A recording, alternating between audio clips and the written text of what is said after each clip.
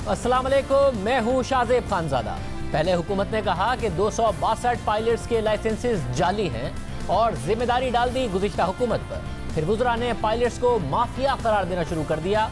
वज़ीर आज़म भी वज़ीर एविएशन के बयान के साथ खड़े नजर आए। फिर जब दुनिया भर से रद्द अमल आया, आलमी मीडिया पर हेडलाइंस बनी, बैरून मुल्क काम करने वाले पायलट्स ग्राउंड हुए, यूरोपीय यूनियन ने पाबंदी लगाई, अमेरिका ने पाबंदी लगा दी, हर जगह से PIA से वजाहत मांगी गई, तो अब जिम्मेदारी मीडिया पर डाल दी गई है और सोशल मीडिया पर डाल दी गई है। सिविल एविएशन का एक खत सामने आया है जो ओमान एविएशन की तरफ से वजाहत मांगने पर लिखा गया है। इस खत में सिविल एविएशन ने जहां एक तरफ नुक्ता नंबर 3 में इस बात की निशानदही की है कि जो कंप्यूटर के जरिए इम्तिहान होता है उसमें कुछ खामियां पाई गई हैं, तो वहीं नुक्ता नंबर 4 में सिविल एविएशन ने कहा कि इदारे ने जितने भी लाइसेंसेस जारी किए हैं, वाज़ेह हो, खत कहता है कि इदारे ने जितने भी लाइसेंसेस जारी किए हैं वो दुरुस्त हैं, किसी भी पायलट का लाइसेंस जाली नहीं है।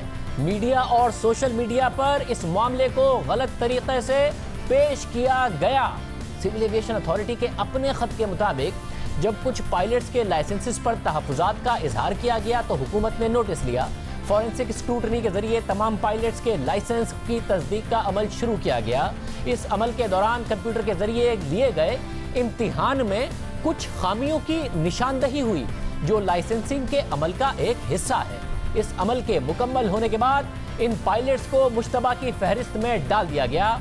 जब तक वो क्लियर नहीं हो जाते उन्हें जहाज उड़ाने से मना कर दिया गया, उन्हें ग्राउंड करके जवाब तलब कर लिया गया है।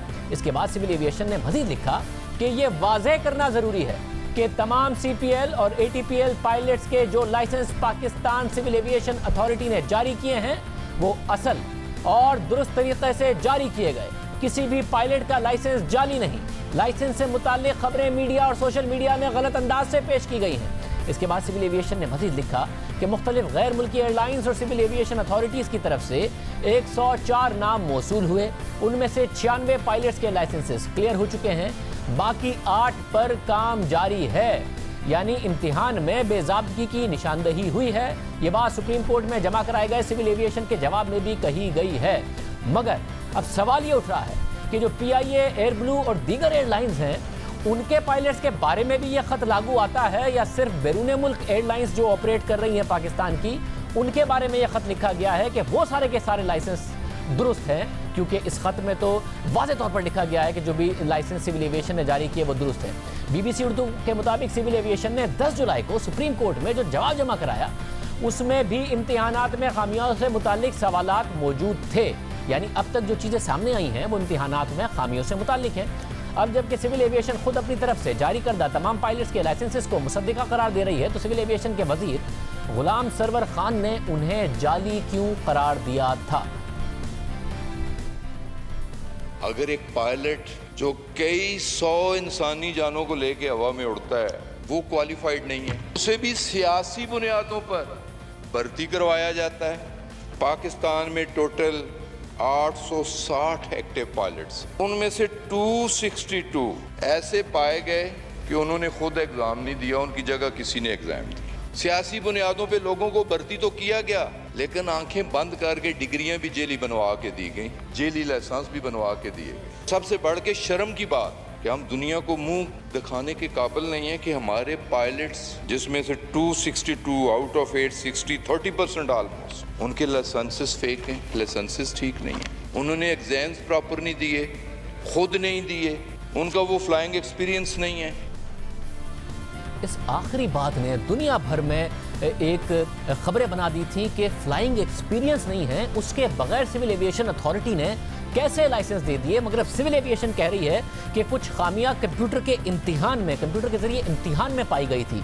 तो वजीर साहब ने ये पार्लियामेंट के फ्लोर पर कैसे कह दिया कि जो पाकिस्तान में लाइसेंस दिए गए हैं वो बगैर जहाज उड़ाने के तजर्बे के दिए गए हैं? ये बयान आलमी मीडिया पर रिपोर्ट होने लगा कि पाकिस्तानी पायलट्स के पास जाली लाइसेंस है, जबकि PIA के तर्जुमान अब्दुल्ला हफीज खान ने हमारे प्रोग्राम में कहा था कि लाइसेंस को जाली नहीं मुश्तबा कहना चाहिए, क्योंकि लाइसेंस तो मजाज अथॉरिटी ने ही जारी किए हैं। साथ ही उन्होंने कहा कि इन पायलट्स को जहाज उड़ाने के लिए पूरी ट्रेनिंग इनकी होती है, इनके एग्जाम्स में मसला है। जो बात उन्होंने कही वो सिविल एविएशन की तरफ से भी नजर आ रही है। अब एक लफ्ज हम बार बार इसको जाली कह रहे हैं, मेरे ख्याल में हम जाली नहीं है, मुश्तबा लाइसेंसेस, हमें इनको मुश्तबा लाइसेंसेस इनको कहना चाहिए, बिकॉज ये लाइसेंसेस इशू तो पाकिस्तान में मुजाज अथॉरिटी ने किए।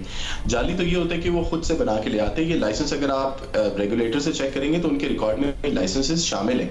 तरीकेकार जिससे ये लाइसेंसेस हासिल किए गए वो सारी की सारी बात इसके पर गलत थी। इन पायलट्स की एकेडमिक क्वालिफिकेशंस पूरी है, इन पायलट्स ने जो टेस्ट नहीं दिया या उनका तरीकेकार सही नहीं है। उसके बाद इनकी पोस्ट टेस्ट, पोस्ट इंडक्शन, तो इनकी बहुत ज्यादा ट्रेनिंग होती है। ये पहले बेसिक लेवल फ्लाइंग से शुरू करते हैं, फिर सिमुलेटर ट्रेनिंग के ऊपर जाते हैं, फिर सिमुलेटर क्लियर करते जाते हैं अपने साथ साथ। फिर उसके बाद हर घंटे 400-500 घंटे के बाद इनके अलहदा चेक्स होते हैं। इनके checks Pakistan civil aviation authority के जो फ्लाइट स्टैंडर्ड्स के इंस्पेक्टर हैं वो भी ले रहे होते हैं। इंटरनेशनल इंस्पेक्टर जो है वो भी कभी कभी आके इनके लॉग्स और इनकी सर्टिफिकेशंस चेक कर लेते हैं। तो बाद की ट्रेनिंग, बाद की इनके जो फ्लाइंग इन्होंने किया वो तो बिल्कुल अपनी जगह के ऊपर सही है। मगर वजीर मौसूफ ने कह दिया कि पाकिस्तानी पायलट्स को जहाज उड़ाने का तजर्बा नहीं है, उसके बगैर उन्हें जाली लाइसेंस दे दिए गए। फिर उन्होंने प्रेस कॉन्फ्रेंस की और कहा कि लाइसेंस मशकूक हैं, जाली नहीं है। जब पायलट्स के लाइसेंसिंग की स्क्रूटनी शुरू की गई, जो पायलट्स अंडर क्वेश्चन हैं, इंडिक्टेड हैं, वो 262 हैं, जिनमें से PIA के 141 हैं। एयर ब्लू के 9 पायलट्स हैं, 10 पायलट्स सरीन एयर के हैं, एक्स शाहीन के 17 हैं और अदर्स वो 85, तो ये टोटल 262 हो जाते हैं। अब इन पायलट्स पे ये सारे सस्पेक्ट्स हैं। और फिर बाद में ये भी तस्लीम किया कि जब कार्रवाई होगी तो इन मशकूक पायलट्स में कमी बेशी भी हो सकती है। जो पायलट्स हैं जिनकी मैंने तफसील आपके सामने रखी है, उनकी अभी इंक्वायरी वाला प्रोसेस, शोकाज अभी उन्हें जारी होना है, चार्जशीट उनमें होनी है, उनकी पर्सनल हेयरिंग होनी है। हमारी कोशिश होगी कि जल्द अज जल्द उनकी ये प्रोसीडिंग्स भी मुकम्मल हों। इनमें बढ़ भी सकते हैं, इनमें कम भी हो सकते हैं। इस पर वफाकी वज़ीर पर तनकीद हुई कि पहले मुकम्मल तहकीक की जाती, एक्शन लिया जाता, फिर बयान दिया जाता, मगर हुकूमत मुसलसल इसका दिफा करती रही और बाद में वज़ीर आज़म इमरान खान भी अपने वजीर के बयान के साथ खड़े नजर आए। उन्होंने कहा कि अगर जाली लाइसेंस से मुतालिक रिपोर्ट जारी ना करते, जहाज क्रैश हो जाते, तो खून तो मेरे हाथों पर होता। या भी PI की जी रिपोर्ट दबा दें। सोचे, मैं कहते PI की रिपोर्ट दबा दो, यानी आप अगर फेक नहीं ये पब्लिश करते हैं कि ये लोगों के फेक लाइसेंसेस हैं, यानी लोगों की जानों खतरे में। अगर कोई आपको पता हो रिपोर्ट में कि कोई फेक लाइसेंस है और आप ना करें, कोई क्रैश हो जाए, तो खून तो मेरे हाथों पे है, हम सारी कौम के ऊपर है। हुकूमत मुसलसल कहती रही कि हम खुद एहतसाबी कर रहे हैं, मगर इस खुद एहतसाबी के तरीके कार पर सवाल उठते रहे। हर कोई कह रहा था कि कार्रवाई जरूर होनी चाहिए ऐसे पायलट्स के खिलाफ, मगर माहिरीन ने भी ये कहा कि पहले जामे तहकीकात होनी चाहिए, पता लगाया जाना चाहिए कि कितने पायलट्स के पास हकीकी तौर पर मुश्तबा या जाली लाइसेंस है, और फिर पता लगाया जाता है कि उन्हें जाली लाइसेंस किस अफसर ने दिए, क्यों दिए, सब तहकीकात होती, नतीजे पर पहुंचा जाता और फिर उन तमाम अफसरान के खिलाफ कार्रवाई होती। तब जाकर मीडिया पर बयान दिया जाता, मगर पहले बयानात दे दिए गए, क्रेडिट ले लिया गया, पायलट्स को माफिया कह दिया गया, दुनिया भर में हेडलाइंस लग गई, PIA ग्राउंड होने लगी, हमारे पायलट्स जो दूसरी एयरलाइंस में काम करते हैं वो ग्राउंड होने लगे। और फिर बाद में कार्रवाई शुरू की गई, और जब कार्रवाई शुरू की गई तो आए रोज बयानात भी बदलते रहे, दादोशुमार भी बदलते रहे, मगर आलमी सतह पर शर्मिंदगी बरकरार रही। दुनिया भर में पाकिस्तानी पायलट्स मुश्किल में आए। कौमी एयरलाइंस PIA पाबंदियों की जद में आ गई। 30 जून को यूरोपीय एविएशन सेफ्टी एजेंसी ने सिविल एविएशन को खत लिखकर यूरोप की परवाजें मुअत्तल कर दी, जिसके बाद मुत्तहिदा अरब अमारात ने भी पाकिस्तान के एविएशन को खत लिख दिया और एमिरेट्स में काम करने वाले पाकिस्तानी पायलट्स और फ्लाइट ऑपरेशन अफसरान के लाइसेंस की तस्दीक करने का कह दिया, जिसमें तहरीक इंसाफी की रहनुमा और वज़ीर सेहत पंजाब यास्मीन राशिद के बेटे का भी नाम था, जिसका खुद उन्होंने प्रोग्राम एक दिन जियो के साथ में एतराफ़ किया। बड़ा बेटा जो है वो पायलट है इसमें एमिरेट्स के अंदर। लाइसेंस तो नहीं, उसका जाली निकल आया। जी अल्लाह ताला खैर रखे, ज़िंदगी में कोई जाली काम तो नहीं किया कभी, और लेकिन ये है कि वेरिफिकेशंस उन्होंने मांगी हैं, उसका भी नाम है, उसके अंदर वेरिफिकेशन तो करेंगे ना। खैर जिम्मेदाराना बयानात की वजह से पायलट्स को शर्मिंदगी का सामना करना पड़ा, वेरिफिकेशंस का सामना करना पड़ा, और अब सिविल एविएशन दुनिया को बता रही है कि लाइसेंसेस दुरुस्त हैं, वो जो लाइसेंस जारी करता है वो दुरुस्त हैं। तो सिर्फ दुनिया को बता रही है या PIA को भी बता रही है? PIA के तर्जुमान अब्दुल्ला हफीज़ हमारे साथ मौजूद। अब्दुल्ला हफीज़ बहुत शुक्रिया। अब्दुल्ला हफीज़, आपके पायलट्स के हवाले से क्या बताया गया है? ये जो आप जिस लेटर का मेरे ख्याल में शायद जिक्र करें, ये लेटर सिविल एविएशन अथॉरिटी ने कुवैत सिविल एविएशन को लिखा है जब उन्होंने मांगे थे उनसे कि जो पायलट हमारे पास सर्व कर रहे हैं उनकी वेरिफिकेशन हमें आप दें। तो जिसको उन्होंने उसके अंदर एक जनरली उन्होंने वेरीफाई किया है कि 104 के अंदर से 91 या 92 पायलट इस तरह के हैं जिनके क्रेडेंशियल्स बिल्कुल स्टैब्लिश हैं। पीआई के साथ तो चैलेंज ये है कि पीआई को जो ओरिजिनल लिस्ट दी गई थी जिसको अब 102 पायलट जो है जो एक्टिव पीआई के उसमें से निकले, उसके अंदर से जो हमारे पास लिस्ट है उसके अंदर 17 वो है जिनका फैसला सिविल एविएशन ने कर लिया है, 34 वो हैं जिनको उन्होंने अभी सस्पेंड किया है और उसकी जो है वो हेयरिंग और बाकी जो उसकी आगे की कार्रवाई है वो मुकम्मल करें, जबकि 51 पायलट इस तरह के हैं जो अभी तक इंतजार करें जिसके ऊपर अभी सिविल एविएशन अपनी कार्रवाई या कोई एक्टिविटी करेगी और हम भी उनके साथ उनका वेट करें। तो पीआई का स्टेटस तो ये है, वो वाला जो स्टेटस है वो उन्होंने जो फॉरेन के ऊपर पाकिस्तानी पायलट्स ऑपरेट कर रहे हैं वो उसके मुतालिक उन्होंने नंबर्स नहीं एडअप हो रहे। 17 पहले ही आप लोगों ने ग्राउंड कर दिए थे, कार्रवाई हो गई थी उनके खिलाफ, 34 आप कह रहे हैं ग्राउंड किए हैं, 51 का आपको भी इंतजार है, 102 बनते हैं। वजीर मौसूफ ने तो 141 का कहा था गुलाम सरवर खान साहब ने। मुझे 17 पायलट से जिनकी इनिशियली निशानदेही पीआई ने की थी जनवरी 2019 में, उनका स्टेटस तो पता है और उनका स्टेटस कैबिनेट के अंदर चला भी गया था और उसके ऊपर फैसला भी हो गया। जो बाकी सारे पायलट्स हैं उसके अंदर जितने बचे हैं हमारे पास 85 में से 34 का उन्होंने हमें बाज़ाब्ता तौर के ऊपर इत्तला दे दी है कि उनके लाइसेंसेस उन्होंने सस्पेंड कर दिए। जो बाकी बचते हैं 51 उसके मुतालिक वी आर स्टिल वेटिंग। मतलब अगर दुनिया भर में जो पाकिस्तानी पायलट्स हैं वो ग्राउंड हो रहे थे तो दुनिया की एयरलाइन से रब्ता किया, उन्हें सिविल एविएशन ने जवाब दे दिया आपकी एयरलाइन ग्राउंड हो गई है, आपको नहीं जवाब दे रहे, आप नहीं चाहते भाई जल्दी बताएं हमारे पायलट्स का क्या स्टेटस है ताकि हम दुनिया को बताएं और पीआईए खुलवाएं। इसके ऊपर हम लोग ज्यादा इसलिए नहीं उनसे कर रहे क्योंकि ये लाइसेंसेस इशू सिविल एविएशन ने किए थे और वही अब उनको जो है उनकी हेयरिंग कर रही है और वही उनको मौका दे रही है तमाम ऐसे लाइसेंस होल्डर्स का कि वो आए और आके अपने आप को डिफेंड करें या आए और आके अपनी पोजीशन एक्सप्लेन करें कि किस वजह से जो चार्ज उनके ऊपर लगा वो किस तरह। तो अभी this is between them and the regulator in Pakistan, वो इसके ऊपर डिसाइड करेंगे। We are actually waiting for the disposal, जो भी उसका वो फैसला होगा ताकि हम अगला एक्शन अकॉर्डिंगली ले सकें। अच्छा, बहुत शुक्रिया, हमने सिविल एविएशन को मुसलसल इस हवाले से अपना मौक़िफ़ देने के लिए, प्रोग्राम में आने के लिए दावत दी, नहीं आए। से हमने वज़ीर एविएशन गुलाम सरवर खान साहब को दावत दी, वो भी नहीं आए। ताहिर इमरान भी हमारे साथ मौजूद हैं, तहकीकाती सहाफ़ी, एविएशन एक्सपर्ट। ताहिर, बहुत शुक्रिया। आपने कहा था उस पहली तकरीर के बाद कि ये एक पेंडोरास बॉक्स खोल दिया है, बड़े इसके नताइज होंगे। अब पीआईए को नहीं बताया, बाकियों को बताया, क्या समझ में आ रहा है आपको ये ख़त देख कर? देखें, कहानी जो शुरू हुई थी वो 262 पायलट से शुरू हुई थी। फिर उसके बाद इन्होंने 34 पायलट्स को नोटिफिकेशन जारी किए कि जी आप सस्पेंड हैं, और उस नोटिफिकेशन के अंदर ही इन्होंने कहा कि जी आप इज़हार वजूह भी पेश करें कि क्यों हम आपको सस्पेंड कर रहे हैं, और उसके अंदर वजूहात बयान की इन्होंने। फिर उसके बाद एक और लिस्ट आई जिसके अंदर 14 या 17 पायलट्स के नाम आए। अब टोटल ये सारे पीआईए के पायलट्स हैं। अब सेक्रेटरी एविएशन ये खत जो है वो ओमानी जो सिविल एविएशन है उनको लिख रहा है और बुनियादी तौर पर उनको रीअश्योर कर रहा है कि जी हमारे लाइसेंसेस ठीक हैं, सब कुछ ठीक है। लेकिन अगर एक जिम्मेदार शख्स जो कि सिविल एविएशन का जो डायरेक्टर भी है, डायरेक्टर जनरल भी है, सेक्रेटरी सिविल एविएशन भी है, यानी कि इस वक्त पाकिस्तानी एविएशन का अन्नदाता है, he is the only man who is running this whole show, उसको कम से कम उसके अंदर कोई कैविएट तो डालनी चाहिए ना कि जी ये जो हम आपको बता रहे हैं ये सिर्फ 104 के बारे में है, बाकी का जो है वो हम कहते हैं कि उसमें मशकूक है या कुछ चक्कर है या कोई इस तरह की चीज है।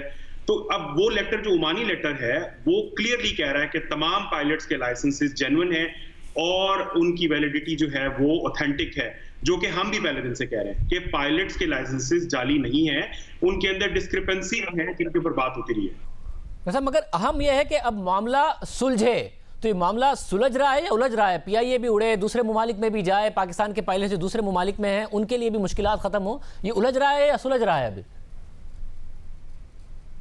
देखें जी, सुलझने के तो मुझे कोई चांसेस नहीं नजर आते, खासतौर पर जिन लोगों के हाथ में है जो एक चिट्ठी में कहते हैं कि जी सारे लाइसेंस वैलिड हैं, दूसरी तरफ सुप्रीम कोर्ट को जवाब दे के कहते हैं कि जी ये जो 5 और 6 रीजंस हैं इनकी वजह से ये पायलट्स मशकूक हैं। अगर आप इनका जवाब देखें जो इन्होंने सू मोटो केस के अंदर सुप्रीम कोर्ट को दिया है, उसमें ये लोग एतराफ कर रहे हैं कि जी हमारे आईपी एड्रेसेस के इश्यूज थे, हमारे पास ऐसे मशकूक लाइसेंस हैं जिनके अंदर तारीख जिस पर टेस्ट होना चाहिए था उस दिन टेस्ट नहीं हुआ, टाइम जिस पर टेस्ट होना चाहिए था उस टाइम पे नहीं हुआ। पायलट्स को इन्होंने कहा कि जी आप किस तरह सुबह 9:30 से 11 बजे का टेस्ट दे के शाम 3 या 4 बजे की फ्लाइट ऑपरेट कर सकते हैं। ये बातें करते हैं कि आईपी एड्रेस एक्सेस किया गया है। जितने पायलट्स अब तक हैं उनमें से अक्सरियत से मेरी बात हुई है, वो कहते हैं जी हम में से किसी को भी अभी तक इन्होंने आईपी एड्रेस वाले मसले पे नहीं कहा। तो ये सुलझने की बातें नहीं है जनाब, ये मामला को खामखा में अब मैनेज करने के चक्कर में मजीद खराब कर रहे हैं। और इससे दो चीजें वाजे होती हैं, एक इनकी इनकॉम्पिटेंस, दूसरे नंबर पे कि इनको ग्रास्प ही नहीं है कि ये मामला कितना खौफनाक हद तक इनकी इन फ्लैप फ्लॉपिंग या जो एक लेवल से दूसरे लेवल, दूसरे बयान से तीसरे पे जाने की वजह से मजीद पेचीदा हो रहा है। बहुत शुक्रिया। पेचीदा हो रहा है और अब ना वज़ीर साहब अपना मौक़िफ़ दे रहे हैं, ना सिविल एविएशन अपना मौक़िफ़ दे रहा है। गुज़िश्ता हुकूमतों की पर डालने के लिए ये सारा का सारा मामला हो गया। अगर इसको सही तरीके से ट्रीट किया जाता, पाकिस्तान इस पूरे मसले से बच सकता था। अगर पाकिस्तान को आगे बढ़ना है तो तमाम सियासी जमातों को कुछ बुनियादी मुआशी मामलात पर इत्तफ़ाक़ करना पड़ेगा, कुछ बुनियादी मामलात पर इत्तफ़ाक़ करना पड़ेगा ताकि दुनिया को और सरमायाकारों को वाज़ेह पैगाम जाए कि हुकूमतों के बदलने से पाकिस्तान में उनका सरमाया ख़तरे में नहीं पड़ जाएगा। तहरीक इंसाफ की हुकूमत पर 2 साल से तनकीद होती रही है कि वो गुज़िश्ता 10 साल जमहूरी हुकूमतों को बुरा दिखाने के लिए और हर बात पर यह साबित करने के लिए कि जो अच्छा हो रहा है वो पहली दफ़ा तहरीक इंसाफ की हुकूमत ही मुल्क में कर रही है। अपनी कारकर्दगी और गवर्नेंस पर खुद तहरीक इंसाफ इस वजह से फोकस नहीं कर पा रही है। PIA का इशू एक अलग मिसाल है, जिसकी एक मिसाल नज़र आ रही है, मगर गुज़िश्ता अदवार के प्रोजेक्ट्स को भी मुतनाज़ बनाया गया, जिससे सरमायाकारों में एक बहुत मनफी पैगाम गया। यहाँ तक कि वुज़रा के बयानात की वजह से CPEC मुतनाज़ हो गया और फिर आर्मी चीफ को चीन जाकर उन्हें मनाना पड़ा। और अब जब वज़ीर आज़म ने खुद अपनी काबीना को 6 माह की डेडलाइन दी है और हुकूमत संजीदगी से अपनी कारकर्दगी बेहतर करना चाहती है, तो इस माइंडसेट से निकलने की ज़रूरत है। और सरमायाकारों को तमाम सियासी जमातों की तरफ से हुकूमतों के बदलने के बावजूद मुआशी पॉलिसीज़ और जो मुल्क के बुनियादी मामलात हैं उनकी पॉलिसीज़ के तसलसल का पैगाम देने की ज़रूरत। पाकिस्तान में गुज़िश्ता 30 सालों में जब जब हुकूमत बदली तब तब पॉलिसीज़ बदल गई। प्राइवेट सेक्टर भी फंस गया, कभी केसेस भुगतता रहा, कभी बैनुल-अक़वामी अदालत इंसाफ चला गया, पाकिस्तान को जुर्माने हुए। अब पाकिस्तान ऐसे आगे नहीं बढ़ सकता। कौमी मुआशी पॉलिसीज़ और कौमी अहमियत के प्रोजेक्ट्स पर इत्तफ़ाक़ राय और उन्हें सियासत से बालाए ताक रख कर ही आगे बढ़ाया जा सकता है, चाहे वो CPEC हो, बिजली के मंसूबे हों या फिर बड़े बड़े डैम्स हों। आज वज़ीर आज़म ने भाषा डैम पर काम का जायज़ा लिया। उनकी तकरीर में एक सिमत नज़र आई कि पाकिस्तान को कैसे आगे बढ़ना है, जो कि एक अच्छी बात है। और अगर हुकूमत इसी फोकस के साथ आगे बढ़ती है तो पाकिस्तान आगे बढ़ सकता है, क्योंकि पानी के ज़खायर, उससे बिजली की पैदावार पाकिस्तान के लिए अहम है। अब इस प्रोजेक्ट ने कई सालों में पूरा होना है। 2023 के बाद भी अगर तहरीक इंसाफ की हुकूमत आए तो उन्हें भी तसलसल दिखाना होगा, किसी और की आए तो उन्हें भी तसलसल दिखाना होगा। हुकूमत और अपोजिशन को मिलकर एक कंसेंसस बनाना होगा। भाषा डैम बनाने का ऐलान 2006 में परवेज़ मुशर्रफ ने किया था। फिर 2008 में इस डैम की तामीर का तखमीना $12 अरब लगाया गया और बताया गया कि इस डैम से 4500 मेगावाट बिजली तैयार की जाएगी। फिर 2010 में मुश्तरका मफादात कौंसिल ने भाषा डैम के मंसूबे की मंजूरी दी और 2014 में गिलगित बल्तिस्तान हुकूमत इस मंसूबे की NOC जारी कर चुकी है। नून लीग के दौरे हुकूमत में भी भाषा डैम के क़याम के लिए कोशिशें की गई और जब चीफ जस्टिस साकिब निसार की तरफ से डैम फंड कायम किया गया तो उसके अगले दिन एहसन इकबाल ने ट्वीट करके इसकी तफसीलात बताई थी। उन्होंने कहा था कि नून लीग की हुकूमत भाषा और मोहम्मद डैम की तामीर करने की मंजूरी दे चुकी थी और 2018 के तरक्याती बजट में भाषा डैम के लिए 23 अरब और मेमन डैम के लिए 2 अरब रुपए रखे गए थे। इसके अलावा एहसन इकबाल ने मजीद लिखा कि हमारी हुकूमत गुज़िश्ता 2 साल में 100 अरब रुपए भाषा डैम के लिए खर्च कर चुकी है, ज़मीन ले चुकी है। इससे पहले तो किसी ने ज़मीन तक नहीं दी थी। जब सुप्रीम कोर्ट के उस वक्त के चीफ जस्टिस साकिब निसार ने डैम फंड का आगाज़ किया और फिर खुद वज़ीर आज़म इमरान खान भी इसमें शामिल हुए तो वाज़ेह तौर पर लगा कि अब ये तसलसल है, आगे मामलात बढ़ेंगे। अब अच्छा है कि खुद वज़ीर आज़म भी इसे आगे बढ़ा रहे हैं। मगर यहाँ भी एक मसला है और वो ये कि तहरीक इंसाफ को इस बात से आगे बढ़ना होगा कि हर बात में ये बयानिया बनाने की कोशिश की जाए कि माजी में पाकिस्तान में सब गलत हुआ, जो हो रहा है तहरीक इंसाफ के आने के बाद से अच्छा हो रहा है, जैसा कि वज़ीर आज़म ने आज की तकरीर में भी कहा। जो आज हमने इसकी बड़ा फैसला किया है, एक ऐसी पाकिस्तान की तारीख की सबसे बड़ी डैम अब हम बनाने जा रहे हैं। दयामीर बाशा डैम इंशाअल्लाह ये हमारे मुल्क की सबसे बड़ी डैम होगी। आप ये समझ लें कि ये हमारी तीसरी बड़ी डैम होगी। क्यों जल मज़म तीसरी बड़ी डैम है हमारी। हालांकि आगाज़ हो गया था, काम शुरू हो गया था, वज़ीर आज़म जायज़ा लेने गए थे। इसी तरह मेमन डैम के हवाले से भी दावे किए गए कि पहले किसी हुकूमत को ख्याल नहीं आया कि वो डैम बनाए, पानी के प्रोजेक्ट्स बनाए, मगर फिर जैसे सवाल उठा कि वजीर आजम के मुशीर तिजारत रज़ाक दाऊद की कंपनी को क्यों डैम का ठेका दे दिया गया, ये तो मफादात का टकराव है। तो फिर खुद तहरीक इंसाफ की हुकूमत ने बताया कि ये सब काम तो पिछली हुकूमत में हो गया था, यानी उस वक्त माना कि हमने नहीं शुरू किया, पिछली हुकूमत ने शुरू किया। 2017 में ना हमारी हुकूमत थी, ना प्राइम मिनिस्टर साहब प्राइम मिनिस्टर थे, ना वो मुशीर थे, ना मैं वजीर था। 2017 को आपने ले डाउन किए रूल्स एंड रेगुलेशंस, सही है, उस पर 23 कंपनियों ने बिड किया, टेंडर्स के लिए पैसे देके कॉन्ट्रैक्ट बिडिंग मटेरियल लिया, सही है, और उसके बाद 5 कंपनियों ने बिड किया। 5 कंपनियों ने जब बिड किया वो किया जून 2018 में, तब भी ना मैं वजीर था, ना वो मुशीर थे, ना वो वजीर आजम थे। आपके रूल्स को हमने अमेंड किया होता, आपकी चीज़ों को हमने छेड़ा होता, आपका सवाल उठता था। एक आदमी वक्त से पहले ही उसको पता ही नहीं था कि सब कुछ होने वाला है, या तो वो नाउजुबिल्लाह उसका कोई आसमानी इंफॉर्मेशन थी कि सब होने वाला है। रज़ाक दाऊद साहब का नाम आया तो पूरा क्रेडिट नून लीग की हुकूमत को दे दिया गया। इसी तरह आज कौमी मंसूबे का इफ्तिताह करते हुए भी वज़ीर आज़म ने 90 की दिहाई की जमहूरी हुकूमतों पर तनकीद। ये 90 की दिहाई में ये जो फैसले किए इम्पोर्टेड फ्यूल के ऊपर बिजली बनाना, यानी जब आप किस पैसे देते हैं बाहर से इंपोर्ट करके फर्नेस ऑयल लेके आते हैं, या जो आप गैस लेके आते हैं या कोयला लेके आते हैं, तो उसका नुकसान क्या होता है? उसका सबसे पहले नुकसान तो ये होता है कि जिसको कहते हैं करंट अकाउंट, डॉलर कितने अंदर आ रहे हैं, कितने बाहर जा रहे हैं। तो जब हमने ये गलत फैसले किए कि हमने फर्नेस ऑयल यानी बाहर से तेल इंपोर्ट करके उसके ऊपर जब बिजली बनानी शुरू की, तो उसका प्रेशर पड़ना शुरू हुआ हमारी करेंसी पे। हमें बदकिस्मती से ये जो हमने गलत फैसले किए, हमारे पास इतनी ज़्यादा बिजली बन सकती थी दरियाओं से, हमने उसके बजाय इंपोर्टेड फ्यूल के ऊपर बिजली बनानी शुरू की, और तब से फिर हमारी इंडस्ट्री के ऊपर भी इफेक्ट गया। इंडस्ट्रियलाइजेशन बजाय हमारी बढ़ने के, हम डी इंडस्ट्रियलाइज करते रहे। हमारे मुकाबले में जो और मुल्क थे हमारे से पीछे थे, वो ज़्यादा हमारे से आगे निकल गए, और इसमें सारी साउथ ईस्ट एशिया में एशियन टाइगर्स, इन सब की मिसाल है हमारे सामने। मगर जब जनरल मुशर्रफ की हुकूमत थी तो वज़ीर आज़म इन्हीं प्रोजेक्ट्स का दिफा करते थे और जनरल मुशर्रफ और जनरल ज़िया पर तनकीद करते थे। इस तरह वज़ीर आज़म ने 2013 के इंतख़ाबात जीतने के बाद दावा किया था कि खैबर पख्तूनख्वा पानी से बिजली पैदा करके 5 सालों में पाकिस्तान को बिजली फराहम करेगा। वो दूसरी हुकूमतों पर तनकीद कर रहे हैं, उन्होंने खैबर पख्तूनख्वा हुकूमत की तरफ से दावा किया।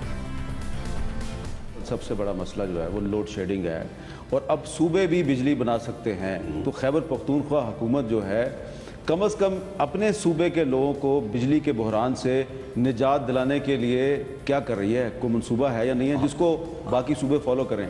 हम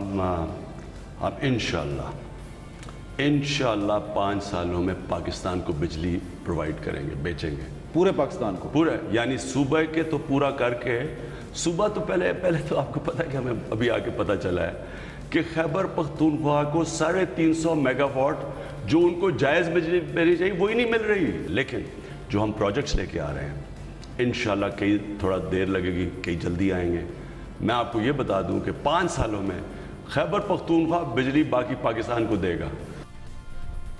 मगर अब 7 साल हो गए, ऐसा नहीं हो सका। वज़ीर आज़म ने 2013 के इंतख़ाबात से पहले 90 दिन में बिजली की चोरी और 2.5 साल में लोड शेडिंग ख़त्म करने का वादा किया था। जाहिर है 2.5 साल में डैम नहीं बन सकता था, तो कोयले से बिजली पैदा करने का वादा किया।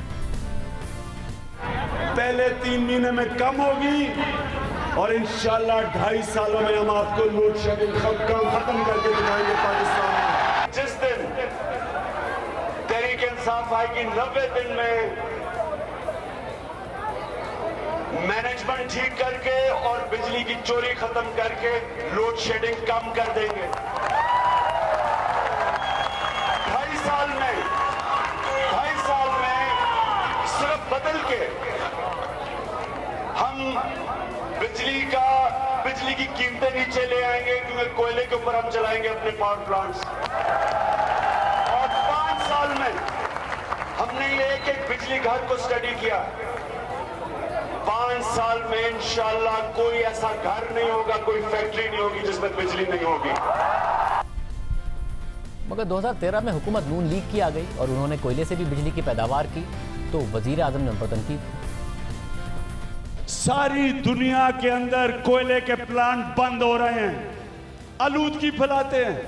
जब दुनिया में बंद कर रहे हैं तो यहां क्यों लगा रहे हैं?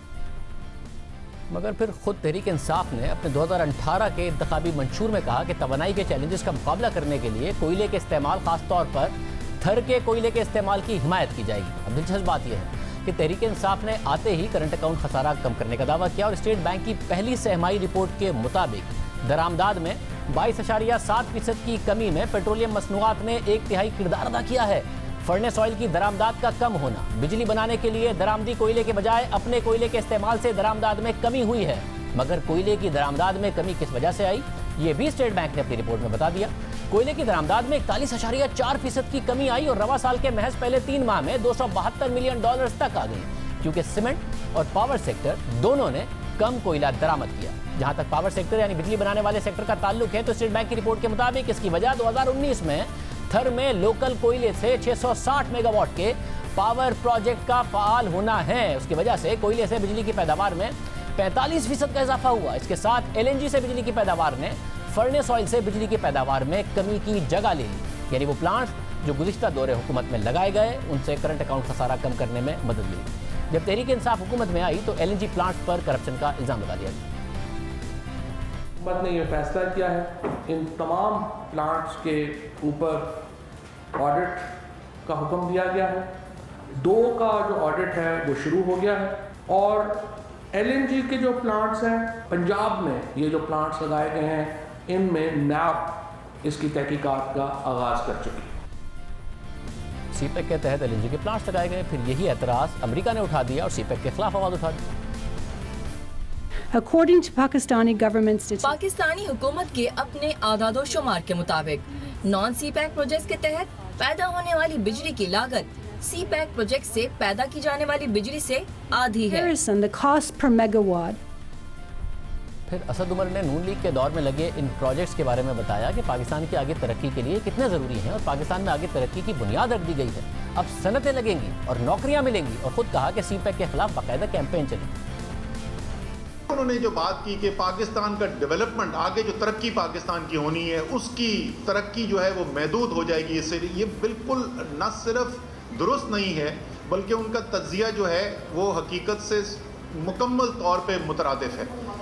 ये जैसे मैंने अर्ज़ किया कि हमारे जो पहला फेज़ था जो सीपेक का जो मुकम्मल किया गया उसमें ज़्यादातर इन्वेस्टमेंट जो है वो गई हमारी रोड इंफ्रास्ट्रक्चर के ऊपर और एनर्जी प्रोजेक्ट्स के ऊपर। तो हमारे पास एक सनती तरक्की करने के लिए एक इंफ्रास्ट्रक्चर की बुनियाद आ गई और उस बुनियाद के ऊपर पाकिस्तान ने अब आगे काम करना है और जो दूसरा फेज है सीपेक का वो जा ही उस तरफ रहा है। दूसरी बात उन्होंने ये भी कही थी कि इससे जॉब ज़्यादा नहीं क्रिएट की, बिल्कुल ठीक बात है। इंफ्रास्ट्रक्चर इन्वेस्टमेंट जो शुरू में आती है, इंफ्रास्ट्रक्चर इन्वेस्टमेंट जो है वो कैपिटल इंटेंसिव होती है, यानी सरमाया बहुत उसमें चाहिए होता है, लेकिन उसके अंदर जॉब इंटेंसिव नहीं होती, उसमें इतनी नौकरियाँ नहीं पैदा होती। लेकिन जो उसकी बुनियाद के ऊपर, उस इंफ्रास्ट्रक्चर की बुनियाद के ऊपर जो सनत लगेगी वो जॉब इंटेंसिव होती है और इंशाअल्लाह ताला आप देखेंगे इन स्पेशल इकोनॉमिक जोन्स के अंदर लाखों जो हैं वो जॉब प्रोड्यूस होंगी ओवर द ईयर्स, जिस तरीके से इन्वेस्टमेंट होती चली जाएगी। सो जॉब क्रिएशन वाला जो है दूसरा फेज। देखिए इसमें तो कोई शक नहीं कि सीपेक के खिलाफ बाकायदा एक कैंपेन चलाई गई, इसमें तो कोई शक नहीं है और वो कैंपेन जो है वो पाकिस्तान के अंदर भी चली, वो पाकिस्तान के बाहर भी चली।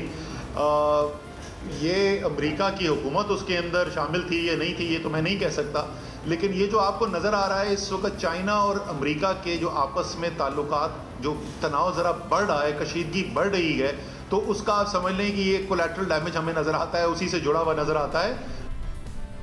ये सब होता रहा। शाहिद खान अब्बासी और मिफ्ता इस्माइल बगैर किसी ज़ाती करप्शन के इल्ज़ाम के LNG प्लांट्स पर गिरफ्तार कर लिए गए, आज तक कुछ साबित नहीं हुआ और के इलेक्ट्रिक को इजाफी गैस देकर आज कराची के ताजिरों को बताया जा रहा है कि गैस कम है, LNG इस्तेमाल करें। अगर LNG ना होती तो क्या होता? अपोजिशन में वज़ीर आज़म ने कहा कि सीपेक एक सरमायाकारी नहीं है, कर्जा है और 7% पर महंगा कर्जा है। ये चीन का जो प्रेसिडेंट आ रहा था 35 अरब रुपए के कर्जे लेने लगे थे।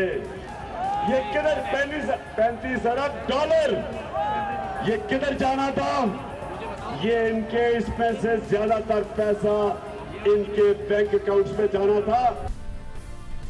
फिर यही बात अमेरिका ने दोहराई तो असद उमर ने बताया कि सीपेक असल में सरमायाकारी है, थोड़े से कर्जे हैं, वो भी सस्ते कर्जे हैं।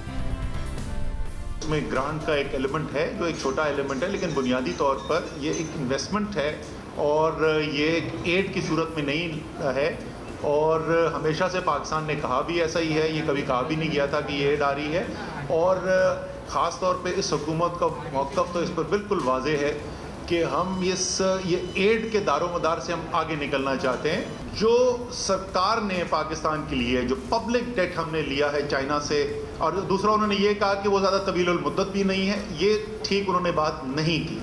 पाकिस्तान का जो चाइना से पब्लिक डेट है इस वक्त उसकी औसत मेचोरिटी तकरीबन 20 साल की है, तवील मुद्दत कर्ज़े है, और उसके ऊपर औसत जो सूद की शरह है वो सिर्फ 2.34% है। सो वो बहुत सस्ते कर्ज़े हैं। ये एब्सोल्यूट मैं आपको बता रहा हूँ, फिक्स रेट जो है 2.34% औसत बनती है। और जो ग्रांट एलिमेंट जो है साथ जो एसोसिएटेड है, क्योंकि जैसे मैंने शुरू में अर्ज़ किया कि कुछ चीज़ें जो हैं वो ग्रांट की बुनियाद के ऊपर भी वो दे रहे हैं, अगर मैं उसको भी शामिल कर दूँ तो जो औसत जो कर्ज़े के ऊपर जो सूद की शरह है वो तकरीबन 2% रह जाती है। सब होता रहा। आज अब हुकूमत का खुद पावर डिवीज़न भी ये कह रहा है कि मुल्क में कोई लोड शेडिंग नहीं हो सकती क्योंकि सप्लाई बहुत है, जितनी डिमांड है उससे ज़्यादा की सप्लाई है। तो लोड शेडिंग क्यों हो रही है, क्या डिस्ट्रीब्यूशन में मसला है? ये सारे मामला भी उमर अयूब साहब के सामने जब तहरीक इंसाफ की हुकूमत आई हमने रखे थे। साहब 19,500 में आपने कहा कि डिप्रिसिएशन कॉस्ट होती है, इसके अलावा जो दूसरी कॉस्ट एसोसिएटेड होती हैं, प्रीफिक्स चार्जेस देने पड़ते हैं, तो वो उन्होंने लगाए जिसकी वजह से पे करने पड़ रहे हैं, आप ये कह रहे हैं। अब 11,000 मेगावाट उनका दावा है, उन्होंने लगाया। आप होते तो आपको भी लगानी पड़ती, तो बिजली की शॉर्टेज तो थी ना पाकिस्तान में, तो आप लगाते तो डिप्रिसिएशन कॉस्ट आपको भी देनी पड़ती, एडिशनल फाइनेंशियल चार्जेस आपको भी देने पड़ते। आप क्या अलग लगाते, जबकि आपके जो एग्जिस्टिंग पावर प्लांट्स थे जो कि फर्नेस ऑयल पर चलते थे वो 26 से 35% की कैपेसिटी पर चल रहे थे, बंद हैं, तो ज़्यादा बेहतर है बजाय इसके कि वो इस्तेमाल हो रहे हों और LNG और कोल चल रहा है। आप क्या करते? 1300 मेगावाट का जो हब पावर आ रहा है वो आप डील ना करते, 3600 मेगावाट के LNG प्लांट्स आप ना लगाते, जामशोरो का जो 660 मेगावाट आ रहा है आप ना लगाते, बिन कासिम का 1320 मेगावाट ना लगाते, साहिवाल का 1320 मेगावाट लोकेशन पर आपको एतराज़ है ना लगाते, कुछ और करते। तो वो क्या करते आप? क्योंकि कैपेसिटी तो पाकिस्तान को चाहिए थी ना, उसमें डिप्रिसिएशन तो होती, आप क्या करते? हम लोग सबसे पहले ये करते कि उसकी लोकेशनल जो जहाँ पे उन्होंने लोकेशंस लगाई हैं वो ज़रा बेहतर सेलेक्ट करते, खासकर कोल के हवाले से कि कोल जो है इस वक्त ट्रांसपोर्टेशन कॉस्ट उसकी देखें, कहाँ कराची कहाँ साहिवाल, वो सारी कोल ऊपर जा रही है, अप कंट्री जा रही है, ट्रांसपोर्टेशन कॉस्ट बढ़ रही है, कौन उसका खमियाजा दे रहा है, वो आपके उस टैरिफ स्ट्रक्चर में ही जा रहा है। उसके साथ साथ फिर आपके LNG प्लांट्स हैं उसकी भी लोकेशन हम लोग बेहतर करते। तीसरी चीज़ ये है कि हम लोग ये साथों साथ करते कि आप ट्रांसमिशन लाइन्स भी और डिस्ट्रीब्यूशन लाइंस भी हम लोग लगाते। ये सारी चीजें आप नहीं करेंगे तो फिर प्रॉब्लम ही आप अपने मतलब हुकूमतों को छोड़ें, आप मुल्क के लिए बना रहे हैं ये प्रॉब्लम्स। इस वक्त क्या हो रहा है, इस वक्त यही प्रॉब्लम हो रही है। आप ये देखें कि डिस्ट्रीब्यूशन कंपनीज में भी जो मगर इन्होंने बहुत सारे प्लांट्स नॉर्थ में है ना जिनको LNG पर कन्वर्ट किया, वो सारे साउथ में तो नहीं आ सकते थे। अगर नंदीपुर लग गया था और मुशर्रफ के दौर में उसको लगाया जाना था और उसके बाद वो हुआ, वो कन्वर्ट हुआ, मुजफ्फरगढ़ के प्लांट्स कन्वर्ट हुए, 4 सिस्टर लाहौर प्लांट्स उनका दावा है कि हमने किया। तो ये मुख्तलिफ प्लांट्स हैं जिनको उन्होंने LNG पर कन्वर्ट किया, तो पाइपलाइन तो बिछाई जानी थी, LNG तो ट्रांसमिट होनी थी। कौन से ऐसे LNG बेस्ड प्लांट्स हैं जो आप ना लगाते और उससे पैसे बचा लेते कहीं और लगा के?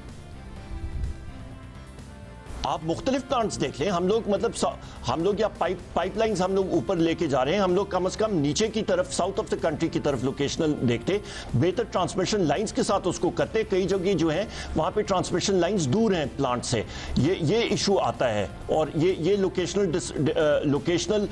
लोकेशन सिलेक्शन में जो इन्होंने गलतियाँ की हैं वो अभी सामने आ रही हैं। यानी लोकेशन सिलेक्शन ही एक प्रॉब्लम है, क्योंकि फवाद चौधरी साहब ने बड़े बड़े इल्ज़ाम लगाए कि दुनिया की महंगी तरीन बिजली पैदा कर रहे हैं। शायद खकान अब्बासी साहब ने कहा कि दुनिया की सस्ती तरीन बिजली पैदा कर रहे हैं। $2 अरब LNG से बचा रहे हैं, $1.2 अरब कोल बेस्ड प्लांट से बचा रहे हैं। सिर्फ लोकेशन ही प्रॉब्लम है। फिर मुझे ये बता दें कि आपका जो क्लेम है कि ये 47 अरब रुपए हम कैपेसिटी चार्जेस में दे रहे हैं, जो इन एनीवे अगर आपकी सर्दियों में डिमांड कम है, गर्मियों में, मैं उस सवाल पर अपने पर खड़ा हूँ, मगर कॉस्ट बेनिफिट एनालिसिस कैसे करें हम कि प्लांट्स तो लगने थे क्योंकि पाकिस्तान में एनर्जी की शॉर्टेज थी, 11,000 मेगावाट के उन्होंने लगाए, LNG पे ना लगाते, कोल पे ना लगाते, एग्जिस्टिंग कैपेसिटी को कैसे यूटिलाइज करते। इन 47 अरब रुपए ये जो आप कह रहे हैं 45 पैसा फी यूनिट कैपेसिटी चार्जेस, इनको बचा लेते और ये $4 अरब जो उनका क्लेम है वो भी बचा लेते, क्या होता, कैसे करते? नहीं तो आप या साबका हुकूमत का ये क्लेम है, तो फिर आप डिस्ट्रीब्यूशन लाइंस पे या इन्वेस्टमेंट और ट्रांसमिशन पे नहीं करेंगे और वहां पे आप डिस्ट्रीब्यूशन सिस्टम को मॉडर्नाइज नहीं करेंगे, तो फिर गर्दिशी कर्जा जो इस वक्त तक तकरीबन 1250 और 1300 अरब रुपए तक पहुंच गया है, वो इसी वजह से पहुंचा है ना। और फिर गर्दिशी कर्जा 2000 अरब रुपए से भी ऊपर निकल गया। हमने उमर अयूब साहब को बार बार बुलाया, वो प्रोग्राम में नहीं आए। अब पाकिस्तान को आगे बढ़ना है तो इस किस्म की सियासत के साथ आगे नहीं बढ़ सकता, बुनियादी कंसेंसस डेवलप करना पड़ेगा। प्रोग्राम में ब्रेक शामिल करते हैं और आप खबर इस पर बात करेंगे।